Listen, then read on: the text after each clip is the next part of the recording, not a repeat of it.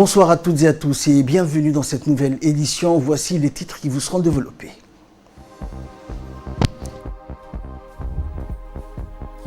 Le président de la République a reçu aujourd'hui la secrétaire générale de l'Organisation internationale de la francophonie. Et dans l'actualité nationale, toujours, le ministre de l'Équipement et des Transports a inauguré le tronçon routier d'Agirou-Galafi de la route nationale 1. Et enfin, dans l'actualité internationale concernant la pandémie de la Covid-19, l'OMS appelle à rester vigilant malgré l'arrivée des vaccins. Bonsoir à tous.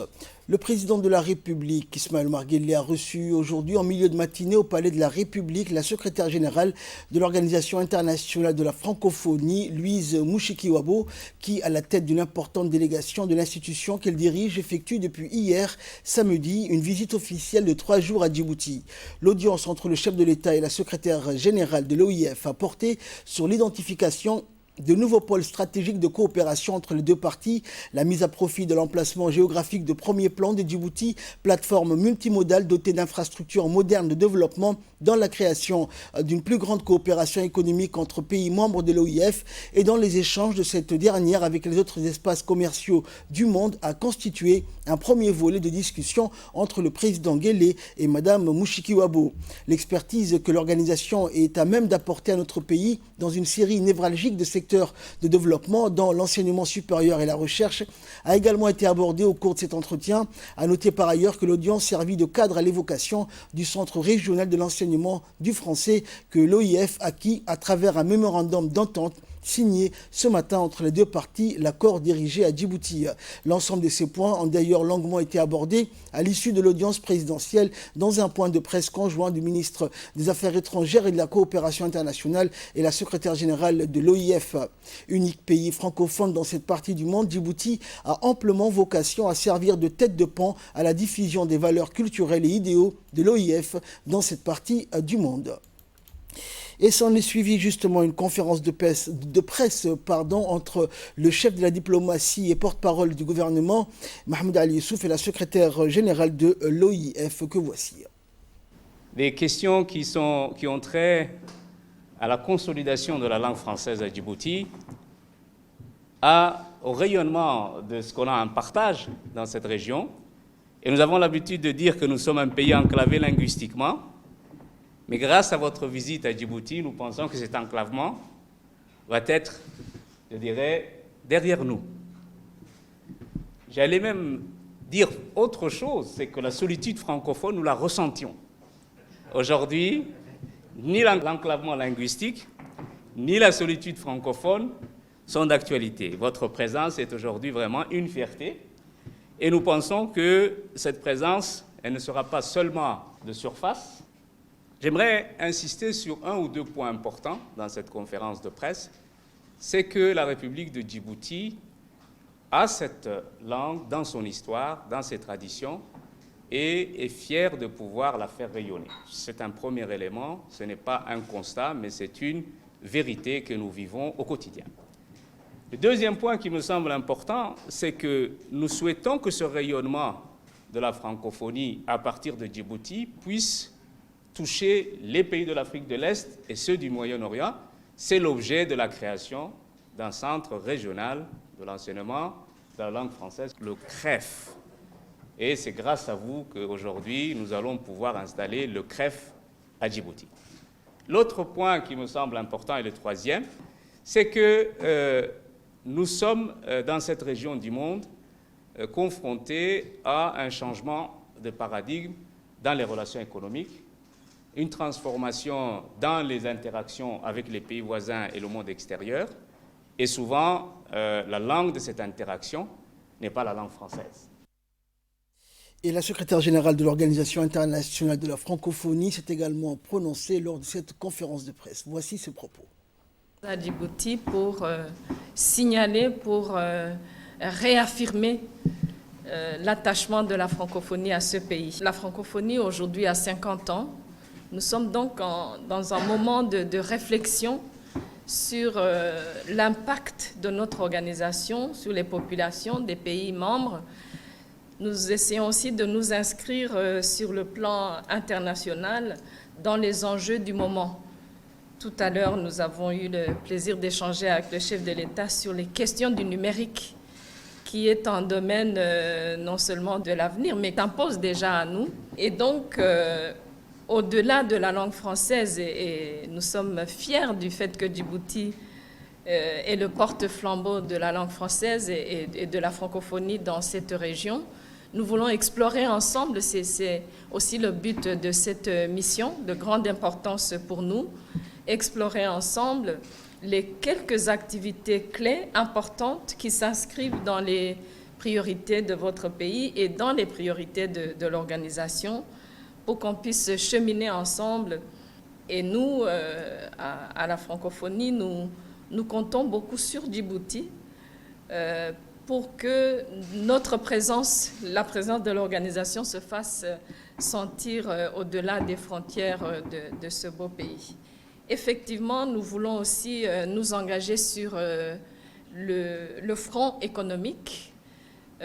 Djibouti étant un pays de rencontres commerciales, une sorte de plaque tournante dans la région, nous voulons encore une fois explorer avec vous au cours de cette visite des actions précises. Nous comptons impliquer Djibouti fortement dans le Forum économique de la francophonie qui se tiendra en Tunisie autour du sommet de Djerba en novembre 2021. Et poursuivant sa déclaration lors de cette conférence de presse, la secrétaire générale de l'OIF est revenue également sur les autres points à l'ordre du jour de sa visite. On l'écoute. Tout d'abord, la création de ce centre régional de l'enseignement de la langue française qui est déjà avancé. Nous avons signé tout à l'heure avec le ministre des Affaires étrangères le mémorandum d'entente qui met en place ce centre régional qui sera en réalité un centre pour l'enseignement du français, mais un centre de rayonnement, comme vous le dites, de notre organisation et de la langue française dans la région. Ensuite, les activités économiques, commerciales, dont nous avons évoqué cela aussi avec le chef de l'État. Nous sommes sur d'autres activités aussi, y compris l'activité politique. Pour le moment, à la francophonie, nous essayons de rationaliser, de nous focaliser sur quelques actions. Et donc, principalement dans le domaine de la langue française, qui va amener toute la région autour de Djibouti. Nous vivons dans un monde où plusieurs langues cohabitent pacifiquement. Nous voulons que la langue française occupe sa place dans ce concert linguistique, mais encore une fois également d'autres activités sur le plan économique, les échanges notamment intra-francophones, l'éducation, la numérisation par exemple au niveau de l'enseignement, et nous allons continuer à explorer ensemble avec les autorités et les autres acteurs djiboutiens sur notre cheminement commun. Et enfin, le porte-parole du gouvernement, Mahmoud Ali Youssouf, a rappelé donc les différents projets réalisés et ceux en cours de la francophonie. On l'écoute.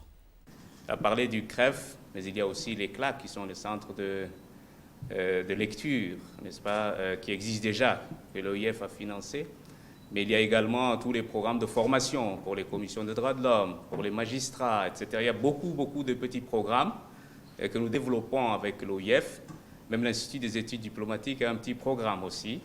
Et donc, je crois que l'OIF n'a jamais été très loin. Mais il faut aussi comprendre que l'OIF fait face à un certain nombre de défis financiers. Il faut comprendre qu'il s'agit de 88 pays, dont plus de 50 sont des membres à part entière et un peu plus d'une trentaine sont des membres associés, etc. Donc, un gros portefeuille à gérer, beaucoup de choses à faire à travers le monde. Il faut aussi comprendre que la francophonie, ce n'est pas uniquement l'Afrique. C'est un espace qui va du Canada, n'est-ce pas, Québec, aux États-Unis, la Louisiane et jusqu'en Chine. Et ce qui nous manquait, un certain nombre de pistes de travail pour diversifier cet espace pluriel. Madame la secrétaire générale est en train de poser les jalons de ces activités futures, notamment les orientations économiques, le vivre ensemble sur le net, un vademecum pour la jeunesse, la responsabilisation de la femme à tous les niveaux, la recherche de la parité dans les fonctions aussi bien décisionnelles, administratives à l'OIF. Je pense qu'il y a beaucoup de choses. Ce que Madame la secrétaire générale essaye aujourd'hui d'insuffler à l'organisation, c'est vraiment ce concept et cette conception nouvelle de ce qu'est l'organisation. On ne peut plus se contenter d'une organisation qui essaye de promouvoir la langue française.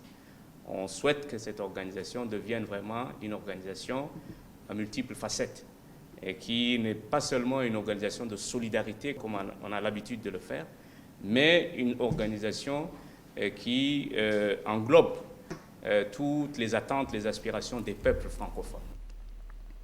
Dans l'actualité également, le président de la République, Ismaël Omar Guelleh, a participé toujours aujourd'hui par visioconférence aux travaux d'un sommet de l'Union africaine dédié à la paix et à la fin des conflits dans le continent.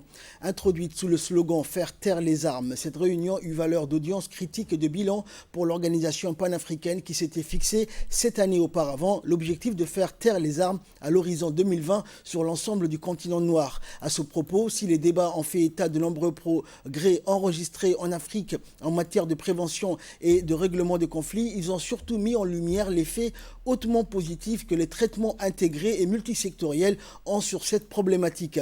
Dans son intervention lors de ce sommet, le président Guelleh a décrit l'extension du dialogue à l'ensemble des composantes démographiques comme un facteur propice à la marginalisation des conflits. Il nous faut rester à l'écoute de la population en encourageant la création de plateformes facilitant le dialogue et leur participation au processus politique et économique, a-t-il déclaré en ce sens. Et le chef de l'État djiboutien d'allier la capacité du continent noir à définitivement triompher du spectre de la violence à la réalisation de sociétés où les femmes, les jeunes, les chefs religieux et autres puissent être formés à gérer le conflit à leur source et empêcher l'escalade ainsi de ces conflits. Djibouti abrite le centre régional sur l'extrémisme violent, s'est-il réjoui, qualifiant l'instance de centre d'excellence dédié à la formation au dialogue et à la recherche et de mécanismes aux résultats fort louables pour une coopération étroite entre les pays, un partage d'informations permanent et la mise en place de remparts contre la manipulation des consciences, surtout auprès des jeunes. Et dans un important discours prononcé au sein de cette réunion, le président de la République, Ismaël Omar Guelleh, a décliné les grandes lignes d'une approche méthodologique, modèle transversal de traitement des problèmes liés aux violences qui permet l'essor inconditionnel de la paix et de la stabilité. On écoute le chef de l'État. Bismillahirrahmanirrahim. Monsieur le Président, Mesdames et Messieurs, je me réjouis de la tenue de cette réunion dont le thème est crucial pour la sécurité et le développement de notre continent. Faire taire les armes en Afrique n'est pas un choix, mais un impératif. À juste titre, notre Assemblée s'est engagée en 2013 à ne pas léguer le fardeau du conflit et de la destruction à la prochaine génération d'Africains et nous nous sommes engagés à mettre fin à toutes les guerres d'ici 2020. Nous sommes aujourd'hui arrivés à la date fatidique. Certes, nous sommes bien loin de notre objectif, mais cela ne veut pas dire non plus que nous avons dormi sur nos lauriers, car depuis les premiers balbutiements de notre organisation, nous avons mis en place un centre de gestion des conflits qui a été continuellement réformé afin de répondre aux besoins de notre continent, et ce jusqu'à son format actuel qui est l'architecture africaine de paix et de sécurité. Alors, que faire pour prévenir cette persistance ou la résurgence des conflits dans certaines parties de notre continent? À mon sens, l'édification des sociétés résilientes est essentielle pour faire taire les armes à feu en premier lieu. Cela implique des institutions fortes qui répondent aux besoins des citoyens, une bonne gouvernance et une politique inclusive. Ces dernières années, le continent a fait de grands progrès, non seulement dans l'approfondissement de la démocratie et des institutions démocratiques, notamment grâce à la mise en œuvre de l'architecture de gouvernance africaine telle le MAEP, mais également au niveau du développement des compétences et de l'expertise dans la prévention, la gestion et la résolution des conflits en Afrique. En second lieu, nous devons rester vigilants, à la fois dans nos capacités de discussion, de dissuasion, de prévention et de réaction. Il nous faut rester à l'écoute de la population en encourageant la création des plateformes facilitant le dialogue et leur participation au processus politique et économique afin de promouvoir l'équité. Il nous faut également accélérer le développement afin que les retombées économiques puissent atteindre tout le monde et ainsi réduire les inégalités, s'attaquant ainsi aux profonds facteurs structurels des conflits africains. Monsieur le Président, il nous faut en outre renforcer les capacités locales et nationales de prévention et de gestion des conflits et promouvoir le leadership et le dialogue intergénérationnel afin que les femmes, les jeunes, les chefs de localité, les chefs religieux et autres puissent tous être formés afin de gérer les conflits à leur source et empêcher l'escalade ainsi de ces conflits. Il nous faut enfin les inciter à participer aux infrastructures de paix et à d'autres mécanismes tels que les centres nationaux de coordination des interventions d'alerte précoce. Les conséquences de ces changements climatiques, entre autres menaçant la sécurité alimentaire des populations et entraînant ainsi des déplacements de populations, apportent leur lot de conflits intercommunautaires aux frontières. À titre d'exemple, dans les années 90, la région de l'Igad connaissait une trentaine de conflits intercommunautaires, une prolifération d'armes légères, beaucoup de conflits pastoraux transfrontaliers. C'est dans cet esprit que nous avons mis en place en 2002, dans notre région, le mécanisme Sea-War, qui réunissait les pays de la région et dont la principale mission était d'évaluer les situations pouvant potentiellement conduire à des conflits et prévenir l'escalade, car ces disputes s'expriment aujourd'hui en armes automatiques. Poursuivant, le numéro 1 djiboutien a ensuite cité la capacité à construire des sociétés réfractaires à l'arbitraire au titre de remparts précieux contre l'émergence des différends. Il a adjoint également la notion de lutte contre l'exclusion sociale à cette liste de vertus positives à la prévention des guerres et des discordes. En dépit des progrès réalisés dans la pacification, de la stabilisation du continent, les défis restent importants, car de nombreux pays frères restent prisonniers du cercle vicieux des conflits violents en raison de la criminalité transnationale, du terrorisme et de la prolifération des armes légères et de petits calibres. Je pense aux groupes terroristes en prédation, pour qui ces conflits représentent des opportunités inespérées et à travers lesquelles ils prospèrent.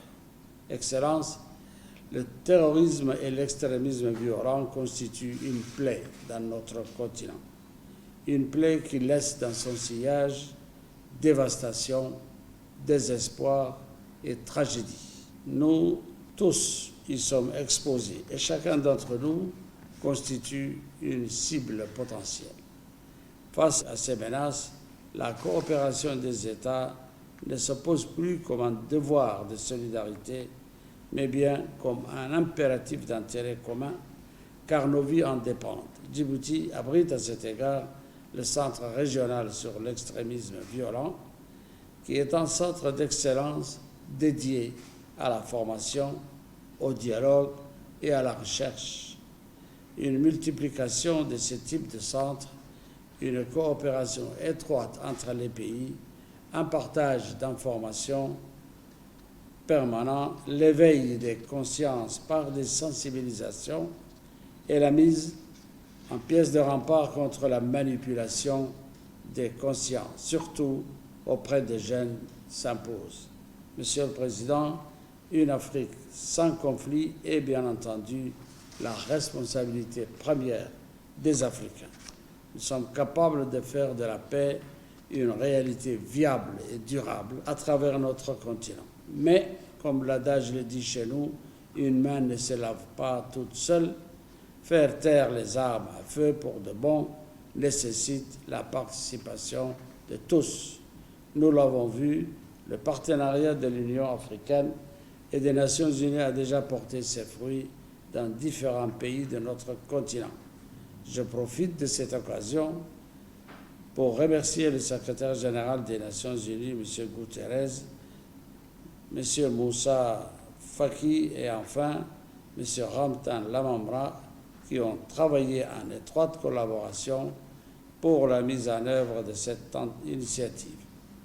Ils ont en effet, au cours des 2 dernières années, développé et renforcé une capacité commune à détecter et désamorcer non seulement les crises avant qu'elles ne dégénèrent, mais à les résoudre également.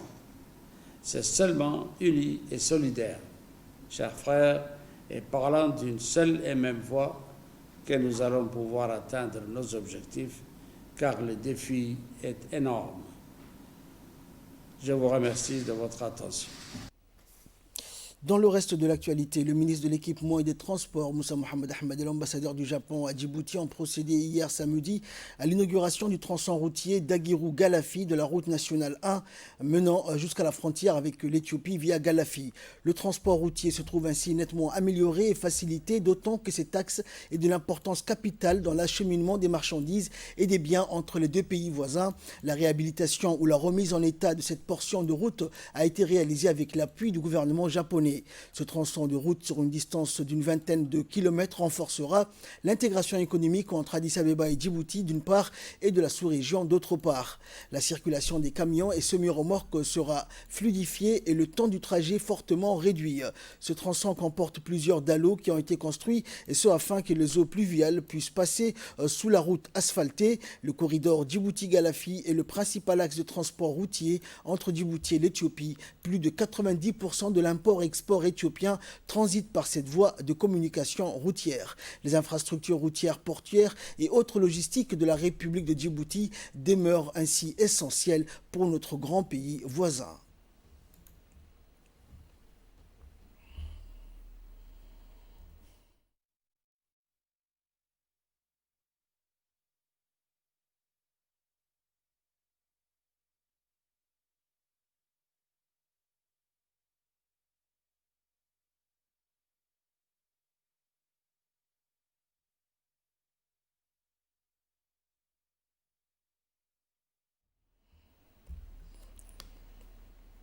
Écoutons pour plus de précision l'intervention de l'ambassadeur du Japon à Djibouti. Je suis très honoré de pouvoir participer à cette cérémonie d'achèvement de l'aménagement de la route nationale 1 avec son Excellence Monsieur le ministre de l'Équipement et des Transports. Ce projet est d'un montant environ 6,5 milliards francs djiboutiens a pour l'objectif d'aménager 20 km de la route entre Yoboki et Galafi. C'est une route très importante pour l'économie Djibouti et Éthiopie. Je voudrais saisir cette occasion d'exprimer mes sincères remerciements à ceux qui ont contribué à ce projet, malgré la chaleur qui dépasse 50 degrés et encore les difficultés dues à la situation sanitaire. Les travaux ont été accomplis 3 mois plus tôt que prévu. C'est un raccourcissement extraordinaire et grâce à vous, ADR, JIX Yachiyo Engineering Company, Dai Nippon Construction, Toda Corporation, Cosmets et Hawk International. Finalement, c'est un grand honneur de pouvoir contribuer à la croissance économique du Djibouti à travers ce projet. En même temps, j'espère que vous allez apprécier devant cette route magnifique l'infrastructure de qualité à laquelle le Japon attache de l'importance. Le Japon va continuer ses contributions au développement durable du Djibouti, comme toujours, en tant que partenaire égal et honnête. Merci beaucoup.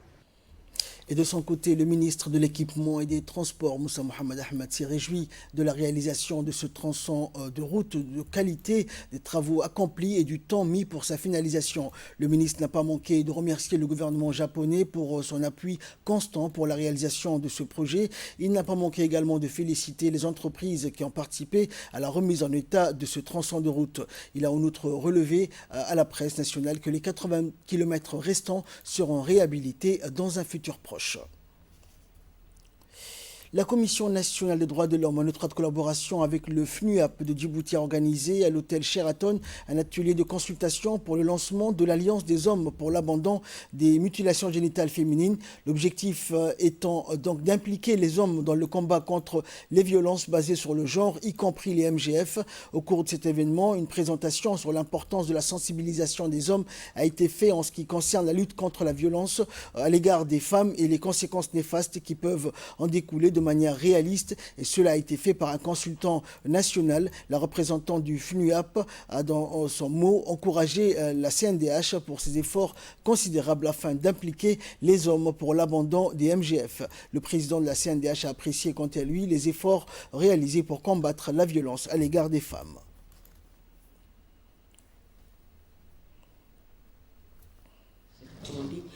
Comme vous le savez, surtout en cette période de Covid-2019, dans le monde, je ne dirais pas à Djibouti, mais dans le monde de manière générale, les violences basées sur le genre ont pris encore de l'importance, d'où la nécessité de tenir de telles assises comme ce matin. Et essentiellement, c'est une première aussi à Djibouti, que pour une fois, entre hommes de différents horizons, nous essayons de cerner cette problématique et je vous invite à la fin de cet atelier, une fois que le consultant, M. Abdelkader, va nous faire la présentation de tirer des conclusions et émettre même des recommandations et pourquoi pas un plan d'action. Dans le cadre des relations entre Djibouti et la Turquie, une cérémonie de signature d'un protocole de donation des effets militaires s'est tenue le 3 décembre dernier à l'ambassade de la Turquie à Djibouti entre l'attaché militaire de l'ambassade de Turquie à Djibouti, le colonel İlhan Gogoklan, et le colonel Waïs Omar Bourré, commandant des gardes-côtes. Le colonel Waïs a tenu à adresser à travers le colonel İlhan ses plus sincères remerciements au gouvernement et au peuple turc pour cette donation, mais aussi au soutien multiforme en termes de formation et des exercices conjoints au profit de l'institution djiboutienne. Avec l'augmentation du personnel des gardes-côtes, le commandant Waïs Omar Bourré a signifié l'importance de cette donation qui arrive à point nommé pour les gardes-côtes. La brigade des douanes d'Ali Sabi, en étroite collaboration avec le détachement de la police à Ali Sabi, a permis de saisir une importante quantité de marchandises de khat de contrebande en provenance de l'Éthiopie. Cette importante marchandise de 800 kg de khat, les contrebandiers donc voulaient l'acheminer en quantité dans la ville d'Ali Sabi. La lutte contre le trafic de marchandises de contrebande s'est renforcée dans la région d'Ali Sabi, particulièrement dans le secteur de Galilée à la frontière et dans toutes les autres zones frontalières de cette région du sud-est du pays. Et selon la procédure standard en vigueur, cette quantité a été détruite sur place en présence du chef de la brigade de la douane d'Ali Sabi.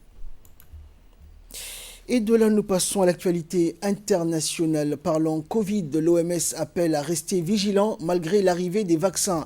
L'Organisation mondiale de la santé demande à ne pas baisser la garde face à la pandémie de Covid-19 malgré l'optimisme que suscite l'arrivée de vaccins.